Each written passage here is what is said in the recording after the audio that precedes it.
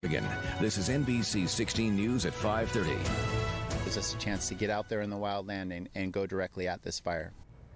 The holiday farm fire is burning more than 156,000 acres, forcing many out of their homes.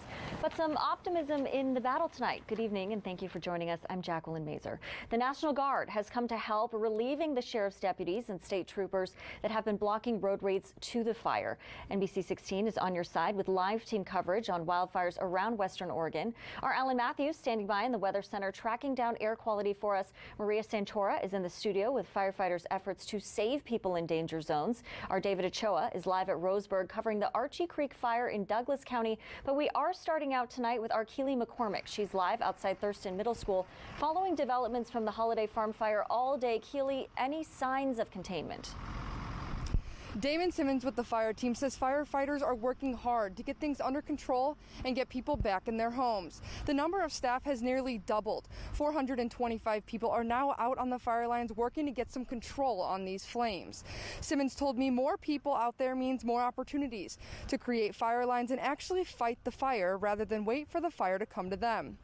And another positive, the weather is finally starting to work in their favor. Yeah, having more people out here gives us more opportunities to create fire line, to find places to actually go at the fire rather than the fire, waiting for the fire to come at us. The National Guard came in to take over blocking highways and roads where sheriff's deputies and police have been for the last few days. More than 300 National Guardsmen will arrive Saturday. Simmons stressed the importance of paying attention to those evacuation levels, and he says he's thankful for the patience of the community. Live outside Thurston Middle School, I'm Keely McCormick. Back to you in the studio. All right, Keely, thanks for that report tonight. Well, moving now to evacuation orders across Lane and Linn counties. Take a look at this map on your screen. Level 3 Go Now orders are in red and include all areas around Highway 126 from Thurston to the McKenzie Ranger Station. The Mohawk Valley area up to Linn County, including the Brush Creek and Kalapuya areas near Sweet Home. All towns and areas from Lyons and Mahama east to Santiam Junction are also all under Level 3 Go Now. Level 2B set notices. Those yellow areas on the map include the area west of Hill Road off Marcola Road and the McKenzie Ranger Station to the Santiam Junction. Under Level 1 Be Ready notices tonight are in green. The Thurston area from Bob Straub and Jasper Road east to the Thurston Road and Highway 126 intersection, as well as the Fall Creek, Winberry and Lowell areas, and the Crawfordsville, Green Peter and Mill areas up by Sweet Home. Here's the latest information on shelters if you need to evacuate. Again, for those evacuating west, the Thurston High School Evacuation Center has moved to Silky Field at Springfield High School. Those evacuating east are encouraged to head toward the Deschutes County Fairgrounds in Redmond. Cottage Grove Masonic Hall is also open. There are restrooms, showers, and a laundry facility. For overnight sheltering, you can get help at the evacuation meeting points, including finding shelter and registering with the American Red Cross, or by calling 541-344-5244. New Hope Baptist Church on Front Street in Creswell is also open 24 hours right now for sheltering. For information, call 541-895-4436. Another press conference with Governor Brown responding to wildfires in Oregon. She says approximately 500,000 Oregonians are currently in an evacuation zone, either at a level 1, 2, or 3.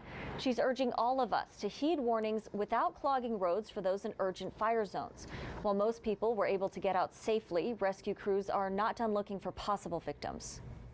There are early reports from our state police that there are dozens of missing persons related to the fires, specifically in Jackson, Lane, and Marion counties.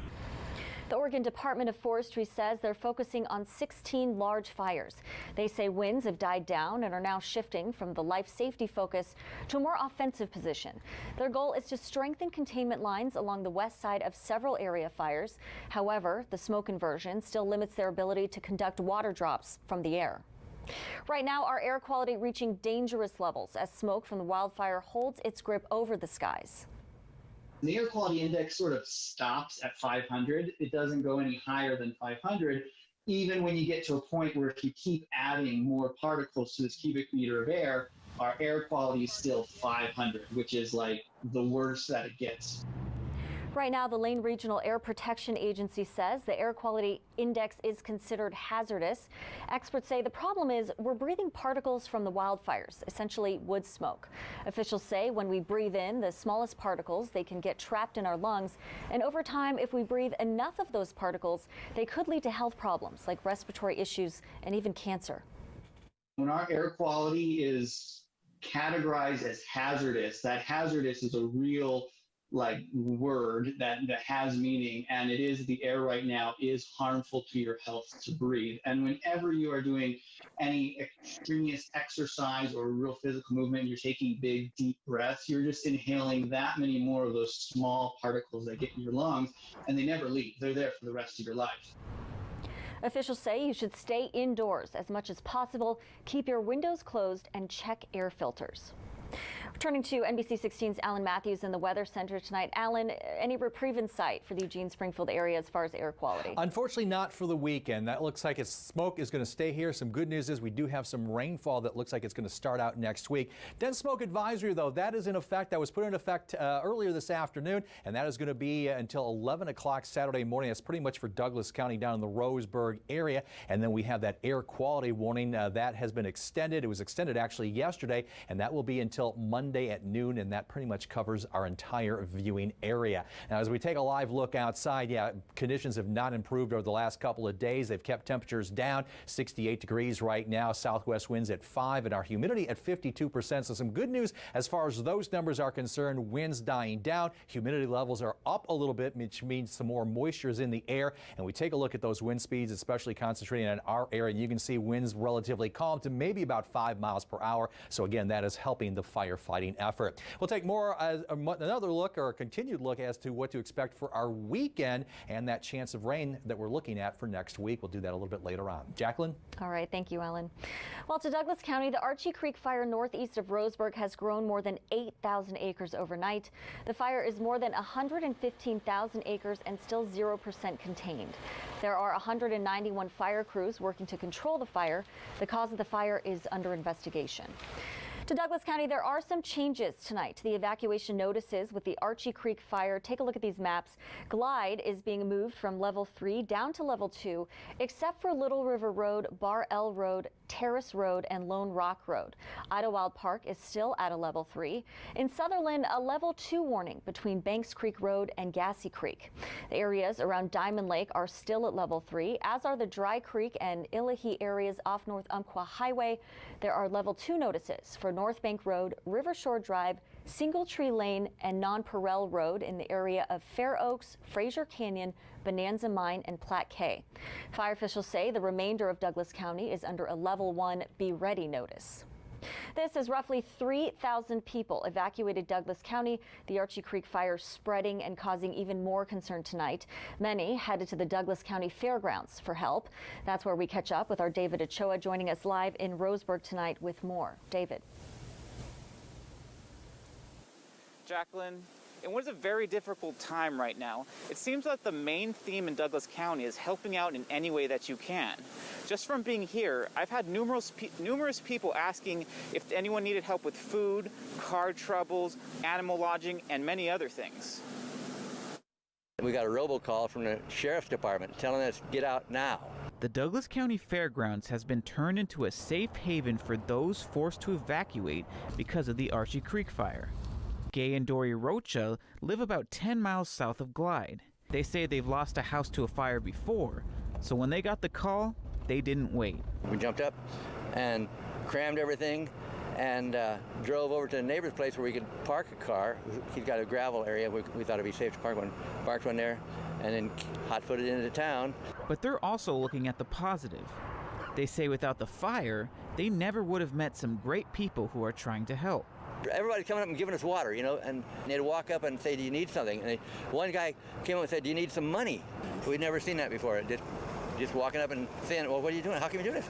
Well, we just want to help. The fire has inspired many people in Douglas County to help in any way they can. Our house is not under too much.